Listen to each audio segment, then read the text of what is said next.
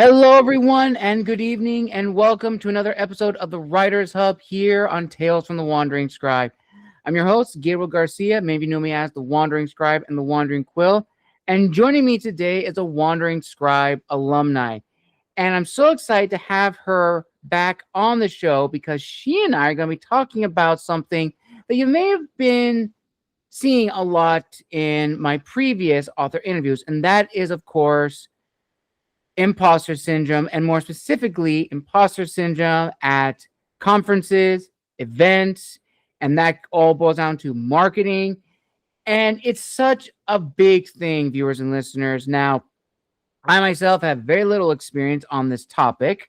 That is why I have brought back a wonderful guest back on the show and a really good friend of mine and fellow author.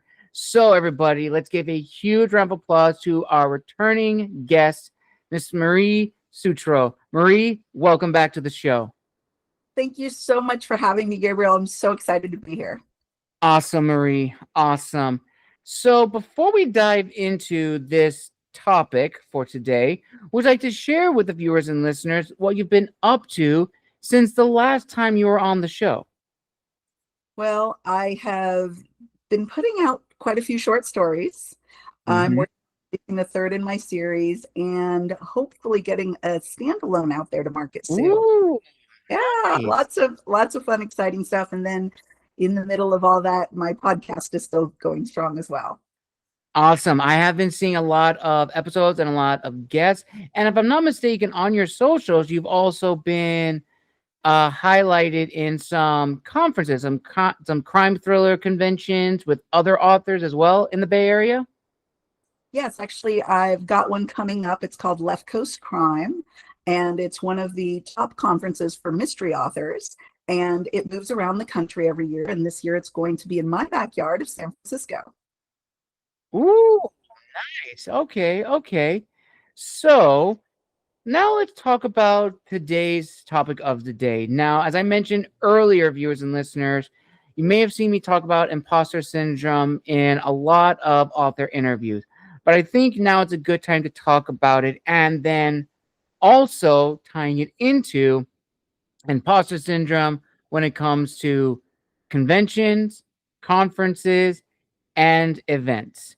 So, Marie, I would like to hear your thoughts on this and why, every author experiences imposter syndrome in their life, but what is it about conventions and like conferences and being in large groups that may be intimidating for a first time author?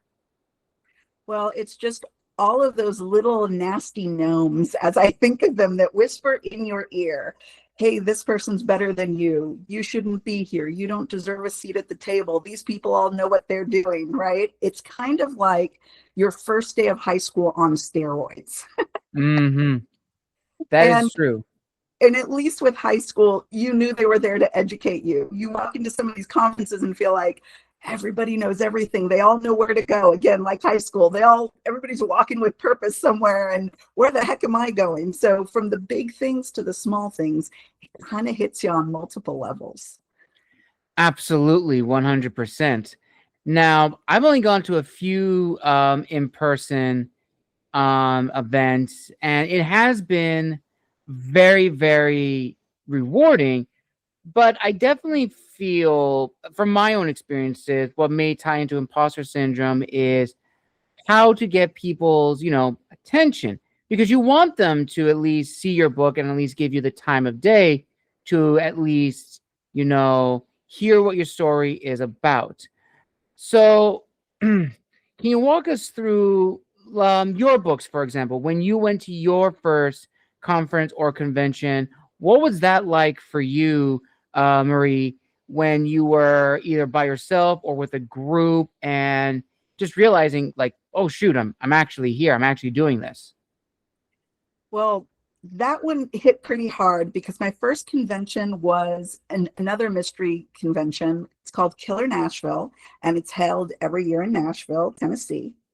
And I went out before I actually had finished my book. And Oh, okay. So they had some amazing, amazing headliners there. And you're thinking, wow, who am I? I don't even have a book done. And from the very, very top names in the industry, all the way down to other folks like me, I'm thinking, should I even be here? And on that first one, Gabriel, I really didn't talk about my book much. I didn't even talk about myself Mm. as an author much. I was just there to learn. And I wanted to learn as much as I could because a lot of those conferences have teaching components.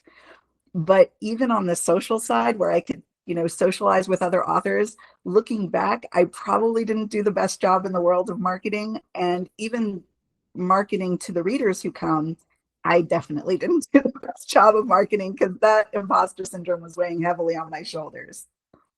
Yes, that is very, very true, Marie.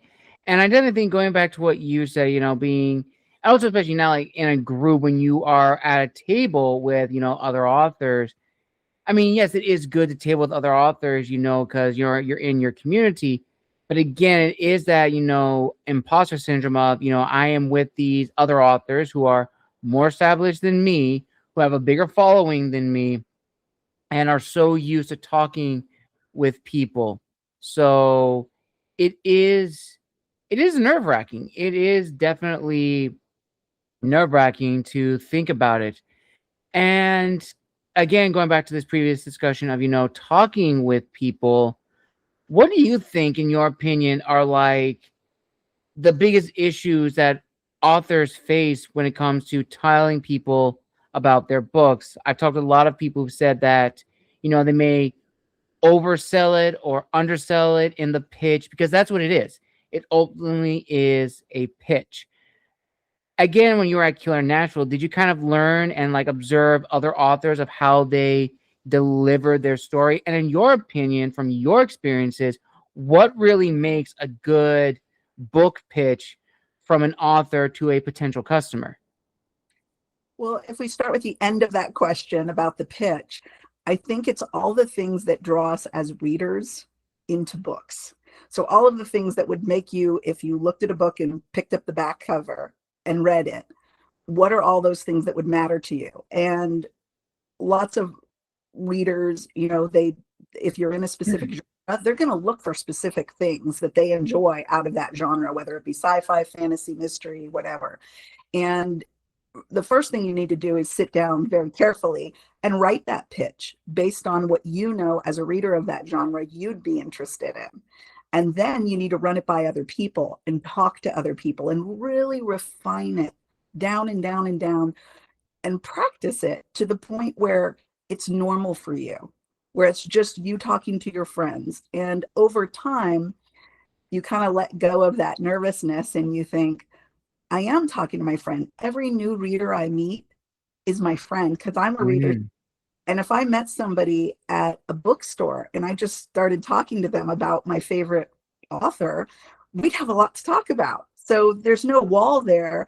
It's just the wall that the imposter syndrome kind of falsely puts around you. So remembering there's no real wall. Let's give people the information that they need.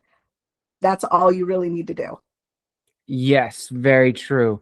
And do you think imposter syndrome also can play a very negative role in the pitch? And what would you say, again, from your experiences, would probably make a bad book pitch from an author to a reader?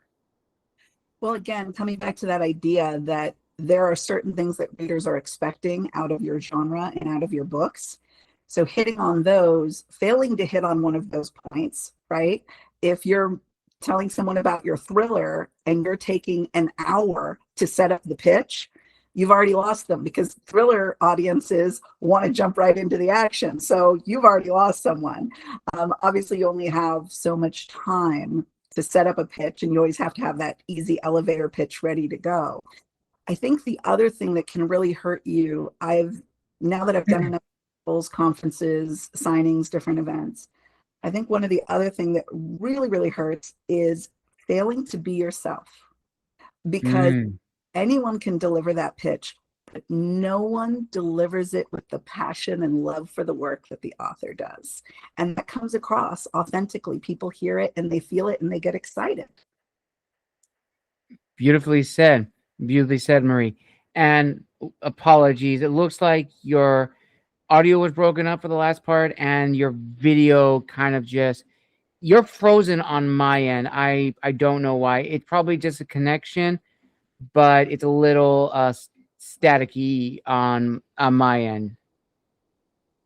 I'm sorry, can you hear me? Okay, that I did hear you. It's a little delayed, but not too bad. The video feed, it's coming in and out from clear to staticky. Hope that's not too much of a problem. That way we can just pick up where you were talking about last time. So I'll just do a little pause right here. Okay.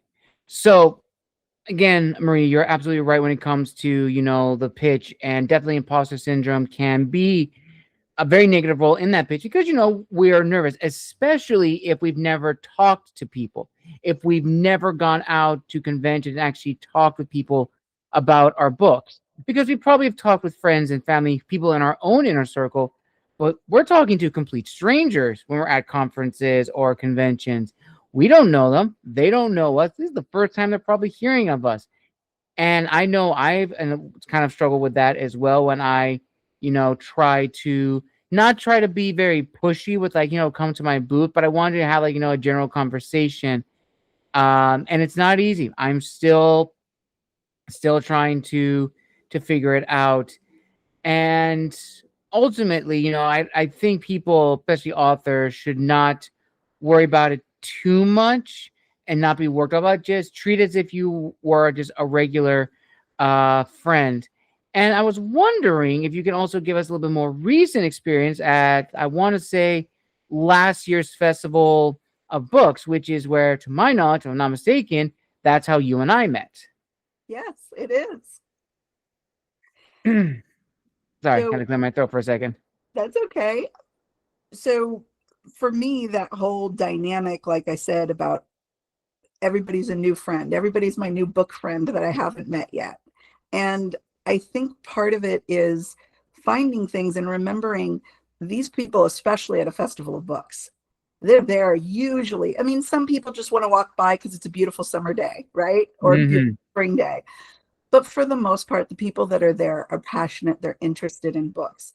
So when you think about just pulling the lens out of the creative, taking your creative hat and putting your business hat, your marketer hat on, you already have a very receptive audience there. People who are interested in your product. You don't have to force them to be interested in your product. You just have to differentiate your product. And it's not even, with books, it's not a situation like I'm going to buy one car this year or in the next 5 years. So what one car out of all the cars being made am I going to buy?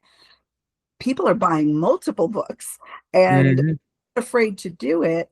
And part of that value proposition is meeting an author, having a fun time with them, and really truly being intrigued and wanting to get home and crack open the cover of that book. So it's just about understanding kind of what's the mindset of the person who's there and meeting them halfway. Well said again, Marie. Well said again. So, would you say that it's not so much of imposter syndrome as it may be, to use a theater term, stage fright?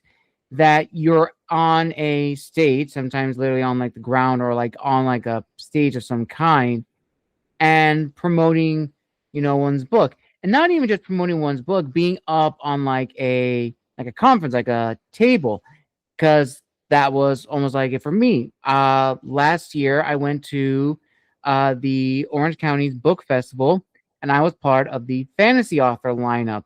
I've never done any panel discussions whatsoever, but I've done a lot of author interviews, and I've spoke on camera multiple times, but never in front of a live audience. So that was definitely nervous, but I didn't want to seem nervous. Do you think that's kind of what it is, as opposed to like imposter syndrome? I actually think it's hard to separate the two because I think when you're sitting there, especially for the first time, and especially at a conference where there are some folks who are established in the business or maybe at the very top of the pyramid in the business, you can't really separate the fact that you're aware of that and you're thinking, wow, should I even be here? Does anyone even want to hear from me? And I think that's a fair issue. Then on top of that is that theater dynamic of stage fright of, wow, I'm sitting here and maybe someone else in the panel speaking now, but whoa, do I come next? What do I say? What do I do? Do I look like an idiot standing here, deer in the headlights? And so I think it's a really tight mixture and hard to extricate which starts and which finishes. That is 100% again, very, very true. And I think definitely, especially for authors who want to, go to conventions, go to tables, I definitely think, they want to go big, they want to go to the all big things. But I definitely think, if it's something that they want to do, because not every author is comfortable, presenting their work. You usually have, let's say, a PA that does that for them. That if they do want to do this, they should start off somewhere small, like a bookstore, like a local bookstore. And I'm curious, Marie, when you published your series, did you start off small and then gradually, work up the confidence to try like larger conventions, bigger conferences? Well, I do have that business background. In the core of my old career was a corporate. Mm-hmm. So there was that side of me that said, okay, well, you just get in front of people and you speak. For me, that imposter syndrome was a big piece of it, because I'm thinking I should be talking about my corporate experience. That's what people want to hear from me. I'm so new to this author gig, right? Who's going to want to hear what I have to say? And really, it just took some time of getting more and more comfortable with that, and really, just getting out and doing it and working my way up. Part of my strategy, I mentioned going to Killer Nashville. Mm-hmm. I was very aware when I started out as an author of what I didn't know. And so I wanted to learn as much as I could. So I really tried to get out and get as active as I could in acquiring information. And that came through conferences, going to other author events, in getting involved in organizations, and really exposing myself as much as I could, so that by the time it was my turn, I kind of knew what to expect a little bit better. And it was still scary because it was me, but Mm-hmm. I kind of understood it better than if I had just gone in, right off the street and had no idea what to expect. Absolutely. Absolutely. And that's kind of what I'm seeing now, from at least for me, that I'm going on a more smaller level, to like a lot of bookstores. And sometimes these local bookstores in my area reach out to me personally, among many other authors, to do signings at their stores, which is awesome, which is really, really cool and amazing.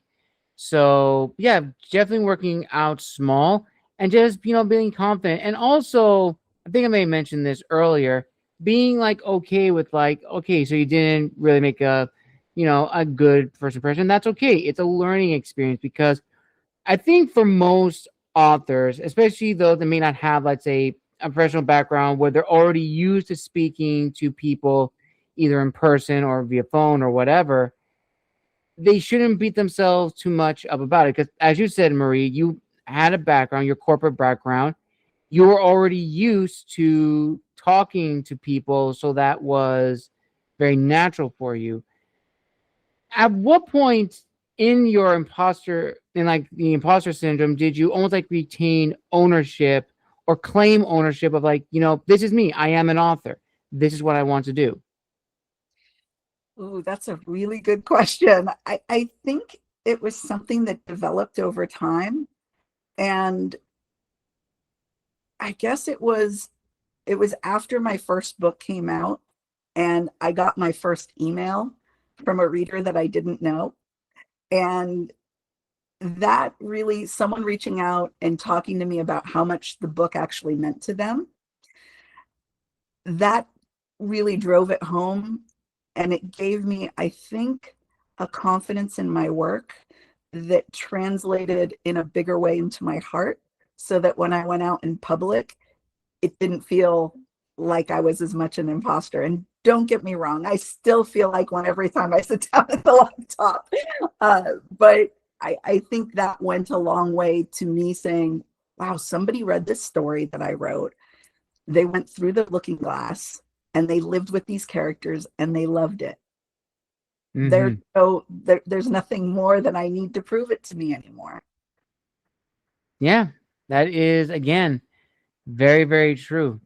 And I think a lot of authors need to, realize that. And also, this also ties into imposter syndrome, is unfortunately combining your pitch and how you present stories to your self-worth. You should never ever do that. If you do, that would truly be a nail in your coffin.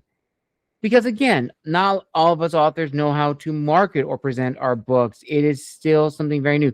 Doing it on social media is difficult enough. Going to a conference or an in-person thing, even more so, because there's so many people coming over. And again, it goes back to a previous question that we talked about in your author interview, which is, understanding the audience. And as you said, every readership for every genre has a certain expectation of how a book is supposed to be presented. So I think authors beat themselves a little too much when it comes to this regard. Wouldn't you agree? I do. And I think that, again, as I said, if you just remember, all these, everybody's just a person and they just want good stories the same way you do when you're a reader. And you have a lot more in common with all of these folks than you necessarily believe. And I would say in general, people are nice in general. Mm-hmm. The more you get out into the public, Gabriel, you know this, the more you're going to get some folks who maybe aren't so nice, but it's certainly not the majority of people. And those are the ones where you just kind of say, okay, that's all right. That person may not be my fan either personally or creatively, but that's okay. Not everybody's going to be your fan, and that's all right. And once you kind of, I think that's also part of it too. I don't know what you think, but once you kind of come to peace with that not everybody's going to be your fan, it's okay. Mm-hmm. Yeah, that is absolutely correct, Marie. Not everyone's going to be your fan. Not everyone's going to be your preferred reader. And this is another thing that I think goes into imposter syndrome, where I know, especially when I've talked with a lot of authors and how they pitch their books, they always make that comparison to a previous work of fiction. And as a reader, that is enticing, that is good. But I wonder if there is a hesitancy for authors to even do that. Yes, we always want to make something or bring in something that's relatable, that already existed to our works, to say like, oh, if you like this, it's like this. But when you say that, I mean, I'm talking with a friend of mine about this, you plant the idea into the reader's head that your book is going to be exactly like this, when in truth, it may not. So do you think also that comparative pitch may also contribute in some way to imposter syndrome? And from your own personal experiences, what are your thoughts on, authors not really or should not necessarily be focused on trying to say their book is compared to this or that? I know from a marketing standpoint, especially wanting to go traditionally published, they always ask for this. But it should be noted that it may be in the same genre, but it's not the same book. Yeah, and I think that cuts in a variety of fashions. There is the fact that we are all individual artists and none of us Mhm. are really the same. Even if we cover the same topic, we all have our own individual voice. We all have our own individual hearts and minds that we see this world that we're living in through that prism. So no two works should ever be alike, really. But at the same time, to your question of, how have I dealt with that in my career? My first book in my Kate Barnes series was I was overjoyed. I had a wonderful blurb for the book from a New York Times bestselling author. I was so grateful to get it. And he compared my story to The Silence of the Lambs. Wow, that is quite the comparison. Yes, and said it may just be the silence of the lambs of this generation, Silence of the Lambs. And I thought, oh my God, that is such a high bar. I was thinking exactly what you were thinking about. Oh, is everybody going to tell me you are no Thomas Harris, honey? You know, and how would that play out for people? But I've never had a problem since, I will say that. And it has drawn so many folks to me. In fact, I was at a Barnes and Noble signing one day, and a gentleman came up and he said, I just want to show you something. And he pulled up his pant leg, and he had the Hannibal Lecter with the mask on from Silence of the Lambs.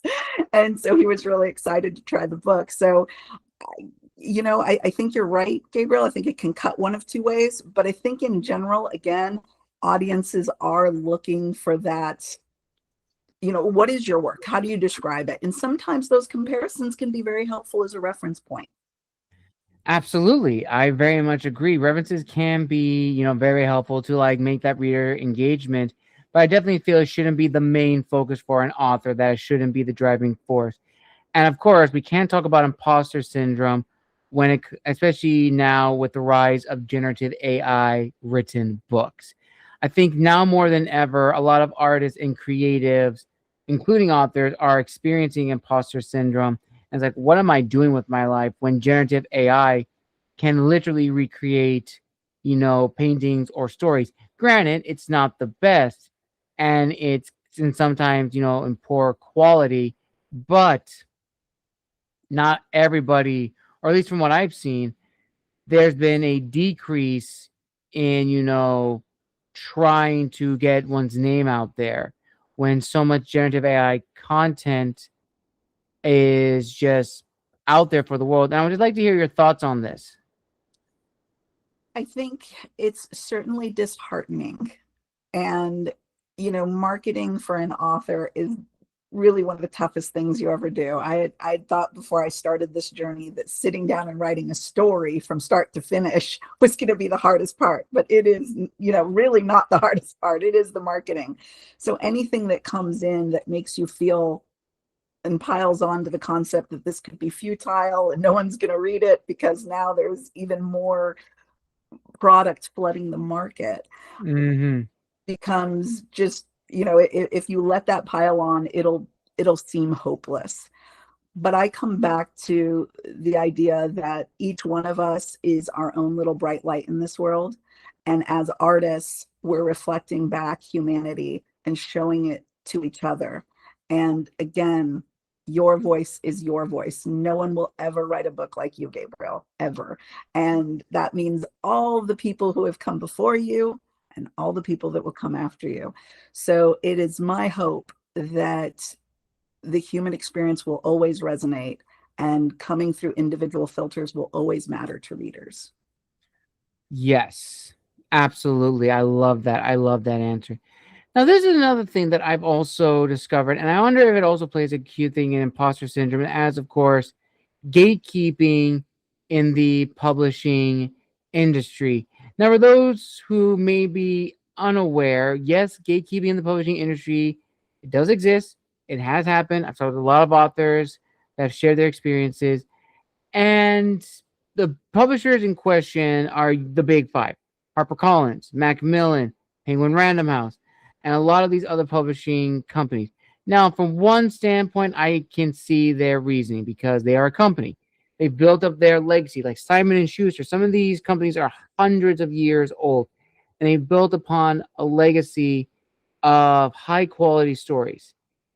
And they may be apprehensive about taking on these stories. And that also I find very interesting is when these new books are taken into consideration and then published under them. I mean, that carries a lot of weight to say that, oh, I'm a Macmillan published author, or I'm a HarperCollins published author, or my book was published with Penguin Random House. That also plays a huge role in imposter syndrome because, like, am I really an author? Like, is my book really worth the praise it's getting? But going back to gatekeeping, it definitely does play a role, at least in my opinion, to imposter syndrome because, like, if I can't make it in the traditional or go indie, then am I truly an author? And the reason why I say that is there was a mentality for a very, very long time. The stigma was if you were an indie author, you were an author. You were either traditional or not. And while things have changed, and indies have been brought up to a higher standard, that borderline stigma is still there. And Maria, again, I would love to hear your thoughts on this discussion. I think, again, very, very relevant point, very insightful analysis, as you always do, Gabriel. I Thank think you. that I think there is a place for everyone at the table.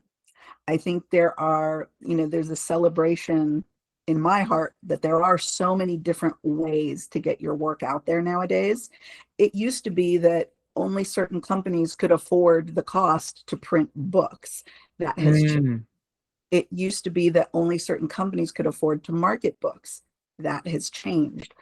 A great example that just gives me hope is the story of Marcus Cleaver. I don't know if you know him. He wrote a book called We Used to Live Here. Ooh, I think I know that one. Yes, he started out with a short story that he posted to Reddit, and it went viral.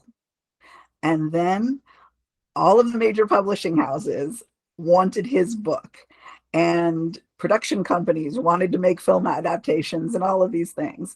We have so many stories like that, or stories where self-published authors have published on their own enough, and then big firms have offered them huge deals to come on board with one of those top firms. Mm-hmm. So I think the art is out there. The good news is we have more ways to get it out there, more ways to be discovered than we did in the past, just like Marcus on Reddit. Who would have thought, right? That if you self-published a little short story and posted it on Reddit, that it could turn into all of that. So I think there is a lot of hope related to it. And I think that really the waters have opened up where anyone can kind of launch their kayak and end up on one of the biggest ships in the fleet. Mm-hmm. Very true. Again, very good answer. Very, very good answer, Marie. And there's so many things we could just talk about imposter syndrome, because it is always going to be there. It's going to be there no matter what. And kind of like a slight tangent of a question, do you think imposter syndrome ever goes away? Dean Koontz is one of the big names in kind of commercial fiction. And I remember reading an article that he wrote where he said he still feels it. Every time with every story he puts out, he always has butterflies wondering, are people going to like this? Not just when the book releases, but when he's sitting down to write a scene. And I think that ties back to, if you're an author and you've gotten to the point where you no longer, or that little gnome is never whispering in your ear, and you truly think, hey, I just know what I'm going to do. I'm going to hit it out of the park. I don't know if you're still caring and running for your supper the way that you were originally. And maybe, Mm-hmm. just maybe, that's the time when you should retire. Because as long as you're out there saying, wow, I really hope this image or this reference or this scene or this art works for people, I think that's when you're still in the game and you're still making good art. Yes. And again, such great answers, Marie. Such great answers. And what was another thing I wanted to say? So before we always talk about like a lot of great things about imposter syndrome at conventions, events, conferences, learning from fellow authors, our internal imposter syndrome that we deal with when it comes to book comparisons and stuff like that. And again, there are so many things. Imposter syndrome impacts a lot of things. And I think also possibly, again, I think we talked about this in your previous author interview, but do you also believe that imposter syndrome, of course, not only hampers, the writing process or the writer's block, but imposter syndrome can also, what's what I'm thinking of? It can present a false idea of what it is to be an author. Because I'm sure you and I can both agree, this industry is not for people to get rich quick. It is a grind. Would we all like to be multimillionaires? Absolutely. But that is not the case. And I definitely feel if they go into that mentality, that can also play into the role of imposter syndrome, because it puts upon unrealistic goals and expectations of like trying to match a lot of other authors. Not to say that there aren't talented young authors that got incredible deals from their first book. I mean, that is amazing, but that is, of course, one in a million chance. Not everyone's going to be that fortunate or be that lucky. So, what are your thoughts on sort of like imposter syndrome when it comes to the decision making of why do you want to be an author? I think what you said was spot on, Gabriel. It's all about expectations. And I am not you. You are not me. I can't wake up trying to be you every day. You can't wake up trying to be me every day. So setting our expectations at a place that not only is achievable, but keeps our passion fed is really important. And I think that being somewhere that you can live with it every day and you can still want to get up and still write a better paragraph and write a better scene and write a better chapter, that's all part of what you need to put into the mix. And if I try to say, hey, I want to be whoever's on the top of the New York Times for the next 10 weeks, I'll never be that, because that's just not me. So whatever I'm doing, if I become a multimillionaire tomorrow, hey, you're coming to the mansion and we're going to be hanging out, Gabriel.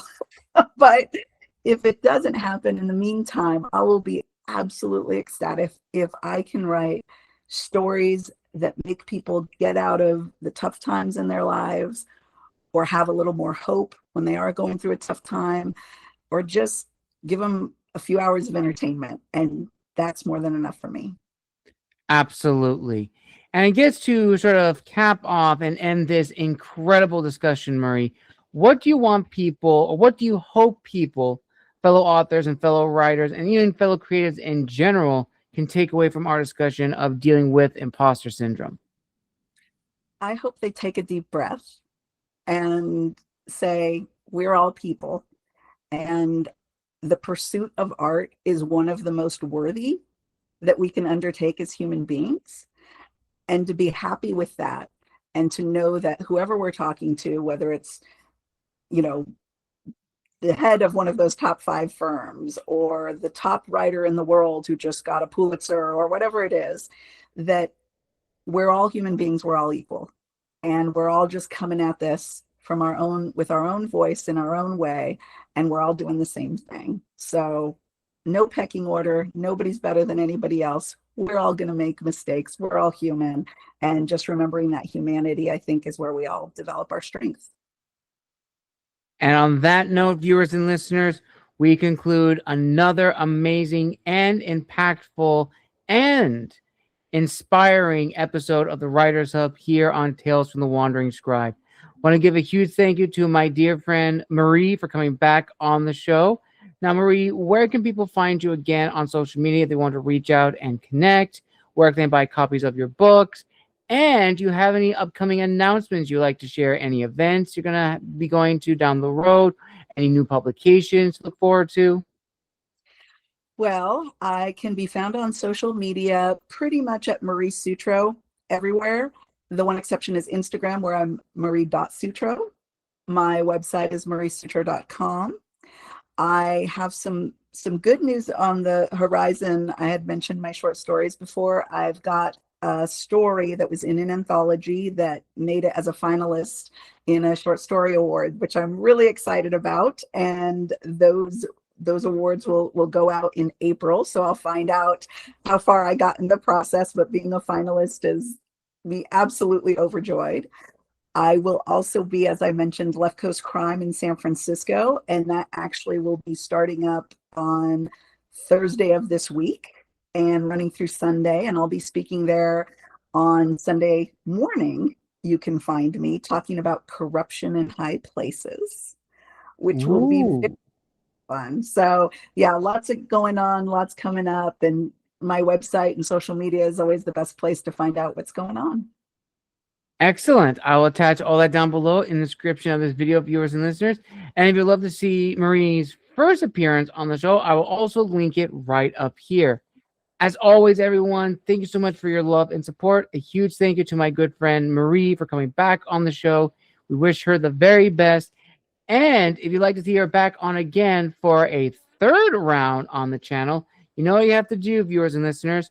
Like the video, subscribe, and comment down below. And as always, this has been the Wandering Scribe and the Wandering Quill, signing out. Wish you all a wonderful evening wherever you are in the world. We will see you all in the next episode. And as always, have a wonderful day. Take care and bye-bye.